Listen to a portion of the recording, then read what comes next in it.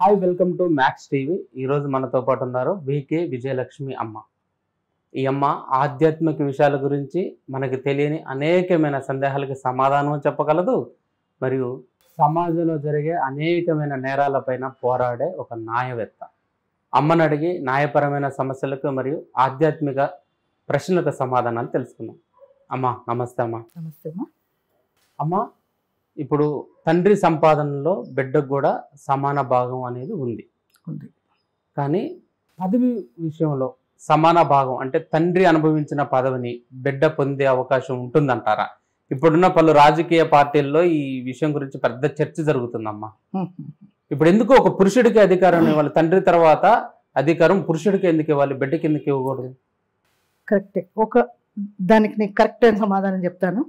అసలు ఎవరికి వాళ్ళ వంశపారంపర్యంగా వచ్చే రాజరికం కాదు ఇది. మనమేమి రాజవంశాలు లేవు. ఇంకా పూర్వకాలం అంటే శ్రీకృష్ణదేవరాయలు వాళ్ళు ఉండేవారు. రాజు చనిపోయిన తర్వాత పిల్లలు లేకపోతే రాణి పరిపాలించేది, లేదంటే వాళ్ళ పిల్లలు వచ్చేవారు. లేదు, మగపిల్లడు లేని మగ సంతానం లేనప్పుడు ఆడబిడ్డని అక్కడ యువరాణిగా ఇచ్చేవారు. మన రాజరికం ఉందా? లేదు కదా. సో ఆ రాజరికాలు మనకి లేవు. ఆడపిల్లకి మనం మంత్రి పదవి ఇవ్వాలా, మగపిల్లడికి ఇవ్వాలా అనేది లేదు. ఎవడు గెలిస్తే వాడికి వస్తుంది. ప్రజలు ఎవరు గద్ద మీద కూర్చోపెడితే ఎవరిని వాడు రాజు అవుతాడు. ఇప్పుడు ట్రెండ్ ఇది. అంతేకాదు పూర్వకాలం ఇది మిక్స్ చేయకూడదు ఇక్కడ. ఓకే అమ్మ, ఇప్పుడు కవిత గాని షర్మిల గాని వాళ్ళ తండ్రి స్థానాన్ని ఆశించటంలో కరెక్టేనా? కరెక్ట్ కాదు. ఒక వే చూస్తే కరెక్ట్ కాదు.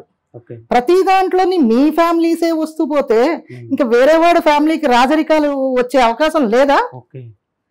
ఇదే పోరాటం ఒకప్పుడు రాజశేఖర్ రెడ్డి గారు మాట్లాడి ఉన్నప్పుడు మరి కేసీఆర్ కూడా అన్నారు, ఇదేమన్నా మీ తాతల ఆస్తి అని. సో ఏంటంటే ఇది ఎవరి తాతల ఆస్తి కాదు. ఇందులోని పొలిటికల్ గా వాళ్ళకి ఇన్ఫ్లుయెన్స్ ఉంది కాబట్టి వాళ్ళ స్థానాల నుంచి వాళ్ళ కొడుకుల్ని కూతురుల్ని నిలబెట్టారు. ప్రజలు ఎన్నుకుంటే ఎమ్మెల్యేగా వాళ్ళని మినిస్టర్ చేసే హక్కు ఉంది తప్ప ఆయనది ఏదో అయిందనో లేకపోతే తండ్రి తర్వాత కొడుకుకి నేను రాసి ఇచ్చేస్తున్నాను అన్న నీ తాత ఆస్తి కాదు ఇది.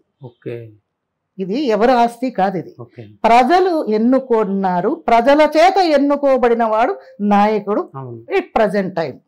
అంతేకాని మన వారసత్వం, నా వారసత్వాన్ని నేను రాసిస్తున్నాను అనే హక్కు ఏ రాజకీయ నాయకుడికి లేదు. అమ్మా, సమాజంలో ఇంకా పురుషాధిక్యత ఉందంటారా? స్త్రీ ఆధిక్యత అలాగా నేను లేదమ్మా. పురుషాధిక్యత ఉందా, స్త్రీ ఆధిక్యత ఉందా అంటే మరి అలా అయితే నేను అడ్వకేట్ అవ్వలేను. పురుషాధిక్యత ఉంది అంటే కాదు. అది ఇక్కడ ఏంటంటే అందరికీ సమాన హక్కు ఉంది. కొన్ని పనులు కొంతమంది చేయలేరు. అది ఏంటంటే బాడీని బట్టి ఉంటుంది. ఆడవాళ్ళు ఈ పని చేయలేరు, మగవాళ్ళు ఈ పని అది మగవాడు పెట్టిన రెస్ట్రిక్షన్ కాదు. అది మనకి ప్రకృతి పరంగా వచ్చిన కొన్ని రెస్ట్రిక్షన్స్ మనకు ఉన్నాయి. అంతే తప్ప ఏదో మేమేం పని చేయలేం, వేళ రేపు ఆడవాళ్ళు అన్నీ చేస్తున్నారు. యుద్ధం కూడా గెలుచుకుని వచ్చింది ఆడవాళ్లే. సో దేంట్లోని ఆడవాళ్ళు తగ్గక్కర్లేదు. ఇప్పుడు ప్రజెంట్ లోని అందరూ అసలు చెప్పాలి అంటే ఆడవాళ్లకు ఉన్న ఇమ్యూనిటీ, ధైర్యము, సాహసము మగవాడికి ఉండదు. తెగింపు కూడా మగవాడికి ఉండదు. ఇది వరకు ఏంటంటే కొన్ని సందర్భాలలో ఆడవాళ్ళని నాజూకుగా చూసుకునేవారు. ఏంటంటే ఆడవాళ్ళని చాలా జాగ్రత్తగా అందంగా ఇంట్లోనే పెట్టుకుని చూసుకునేవారు. అంతేగాని ఇప్పుడు అలా కాదు కదా. ప్రతివాడు బయటకు వస్తేనే కానీ జీవితం గడిచే పరిస్థితి లేదు. ఈ రోజుల్లో అన్ని పనులు ఆడవాళ్ళు చేయగలరు. అన్నింట్లోని సమాన హక్కులు ఉన్నాయి. సమానంగా చేసే అధికారం ఉంది, సామర్థ్యము ఉంది.